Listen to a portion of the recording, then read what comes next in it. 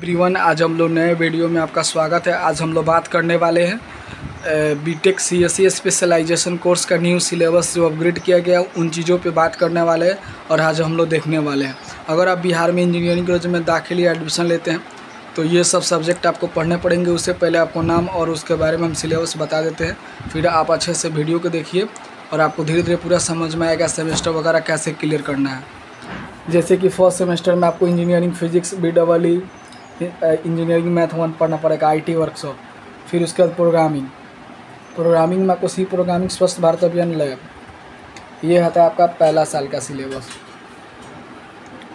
दूसरा साल का सिलेबस बात करें तो हम लोग engineering chemistry, web design, introduction to web design, engineering mathematics, Python programming, English communicative, spoke yoga. और आज हम लोग मेनली इस वीडियो में बात करने वाले हैं CSE का जो नया ब्रांच जो अब आया हुआ है, जो कि एकेडमिक सेशन 22 से लेकर 26 का है, यानी 22 बैच का सिलेबस के बारे में देख सकते हैं। 22 बैच का सिलेबस हम लोग DBMS, AI, computer network, machine learning, software engineering, seminar. अब हम लोग बात करने वाले हैं साइबर सिक्योरिटी ब्रांच का। इसका पेपर कोड शायद है 157, शायद इसका 152 है ब्रांच कोड, ठीक है, ये ब्रांच कोड है। उसके बाद artificial intelligence, automata theory, compiler designing, database management system, computer network, seminar, NPTEL। तो 25 नंबर असाइनमेंट, 75 नंबर, जिसमें 75 में 30 लाना रहता है। तो आप 50+ भी मिनिमम स्कोर लाते हैं तो आप पास कर जाएंगे। IoT में देखिए DBMS, IoT architecture designing, software engineering, cryptography, artificial intelligence. अब जैसे कुछ ऐसा पेपर जो है कॉमन होता है जो कि आप किसी भी ब्रांच में होइए, या CSE के कोर में होइए, या AIML में होइए, या डाटा साइंस में होइए, या AI में होइए, या IoT में होइए, तो आपको इस सब पढ़ना, मतलब इन सब कॉमन है। प्रैक्टिकल या थ्योरी में होगा आपको। समर इंटर्नशिप होगा आपको, जो कि मेरे टाइम पे 70+30 का रेशियो चलता है, ठीक है। यानी इतना नंबर आपको इंटरनल और इतना नंबर एक्सटर्नल, इतना एक्सटर्नल और ये इंटरनल, आपको इतना नंबर लाना। फिर उसके बाद professional practice lab ethics, NPTEL course सब ब्रांच के लिए कॉमन होता है। अब प्रोग्राम इलेक्टिव हर ब्रांच के लिए जो भी स्पेशलाइजेशन है, जैसे कि यहाँ पे हम लोग AIML का बात किए थे, फिर साइबर सिक्योरिटी का, फिर यहाँ पे IoT का बात किए। अब हम लोग सिलेबस देखने वाले हैं और पेपर देखने वाले हैं कंप्यूटर नेटवर्क का, मतलब एथी का नेटवर्क जो ब्रांच है उसका। इसमें computer network, DBMS, automata theory, cryptography, AIML। फिर उसके बाद हम लोग बात करने वाले हैं डाटा साइंस का। डाटा साइंस में आपको DBMS, computer network, machine learning, Python programming, theory of competency. अब आप यूनिवर्सिटी एग्ज़ाम कैसे पास करेंगे, सेमेस्टर एग्ज़ाम, चाहे वो सेकेंड सेमेस्टर का भी जो विद्यार्थी लोग हैं, तो सबसे पहले आपको सिलेबस कवर अप करना होगा। चाहे आप किसी भी 5th सेम में होइए या किसी भी सेमेस्टर में, यानी पहला से लेकर 8वां तक के बारे में हम लोग बात कर रहे हैं। फिर उसके बाद आपको P/Q सॉल्व कीजिए सबसे पहले, और प्राथमिकता वीडियो लेक्चर देखिए, स्टडी नोट्स आप बनाइए। फिर उसके बाद टेक्स्ट बुक पढ़िए, ऑर्गेनाइजर तो ऑर्गेनाइजर भी पढ़ लीजिए, हैंड रिटन नोट्स भी लिख लीजिए।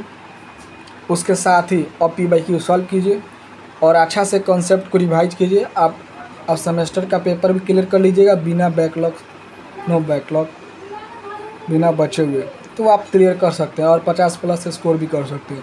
उसके साथ ही मेनली हम लोग, जैसे कि हम लोग बात किए थे AIML ब्रांच के बारे में, साइबर सिक्योरिटी ब्रांच के बारे में, फिर IoT के बारे में, फिर नेटवर्क के बारे में, फिर उसी तरह डाटा साइंस के बारे में। और एक और ब्रांच होता है जिसकी CSE के अंदर CSE AI, और एक नया में है CSE कुछ IoT, कुछ ब्लॉकचेन। तो एक शायद कॉलेज में ब्रांच है।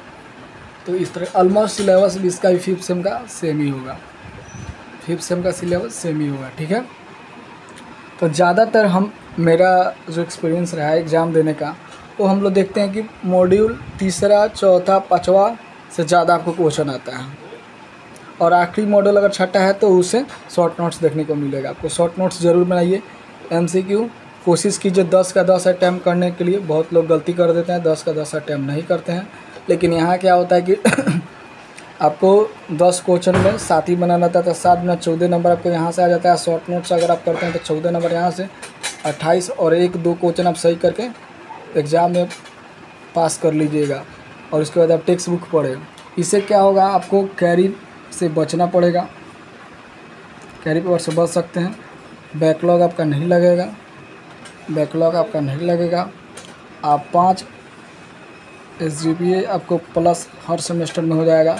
और साल में आपको मिनिमम 5 CGPA लाना है, लेकिन आप कोशिश करें इसका प्लस आए, क्योंकि अगर आप इंटरव्यू या प्लेसमेंट के लिए तैयारी करेंगे तो आप लोगों को मिनिमम 65% अंक चाहिए किसी भी जॉब करने के लिए। कंप्यूटर साइंस ब्रांच का हम लोग बात कर रहे हैं, ऊपर से हम लोग जो भी कंप्यूटर साइंस ब्रांच अभी जैसे हम लोग बात कर रहे हैं। उसके साथ ही अब बहुत चीज़ मेरे दिमाग में खटक रहा था कि अब बहुत लोग बोलेंगे CSE कोर ब्रांच के बारे में आप नहीं बताएं इस वीडियो में। तो CSE कोर ब्रांच के बारे में भी हम कुछ शॉर्ट बता देते हैं। उनमें CSE कोर में कुछ ज़्यादा खास नहीं होता है, तो बता ही देते हैं CSE कोर के बारे में। उसमें होता है कि DVMS होगा, आपको PST यानी प्रोफेशनल स्किल डेवलपमेंट। इसे पिछले वाला वीडियो में हम लोग बता चुके हैं, वहाँ भी आप देख सकते हैं, यहाँ भी हम बता दे रहे हैं। फिर उसके बाद आपको सॉफ्टवेयर इंजीनियरिंग होगा, AI होगा, 1 पेपर 2 पेपर 3 पेपर 4 पेपर, और उसके बाद एक फ्लैट होता है।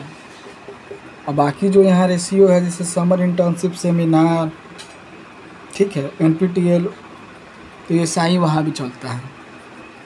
यहाँ NPTEL रहता है, यानी NPTEL सब ब्रांच के लिए ज़रूरी है, चाहे वो कोर हो चाहे नॉन कोर हो CSE का, यानी CSE ब्रांच होना चाहिए।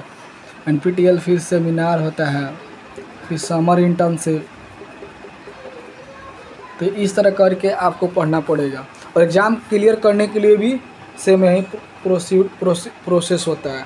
इसी प्रोसेस को अगर आप अपनाते हैं, जैसे जैसे मैंने स्टेप बाय इस वीडियो में बताया है, तो आप पेपर क्लियर हो जाएगा आपको। और यहाँ पे बचना कैसे, ये भी हमने तरीका आपको बता दिया कैसे आपको बचना है। तो 7-7 नंबर का 2 क्वेश्चन भी बना लेते हैं ना, 14 दूनी 28 नंबर इधर हो जाता है, 28 नंबर आपका उधर हो जाएगा, तो आप आसानी से तो आप बच जाइएगा।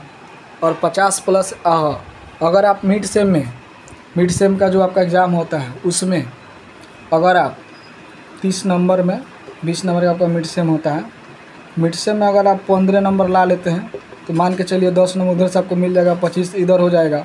और मान के चलिए इधर 45 नंबर आप ला लेते हैं, तो 70 नंबर इंजीनियरिंग का सबसे बेस्ट स्कोर होता है, और आपको बहुत अच्छा मार्क्स आ जाएगा।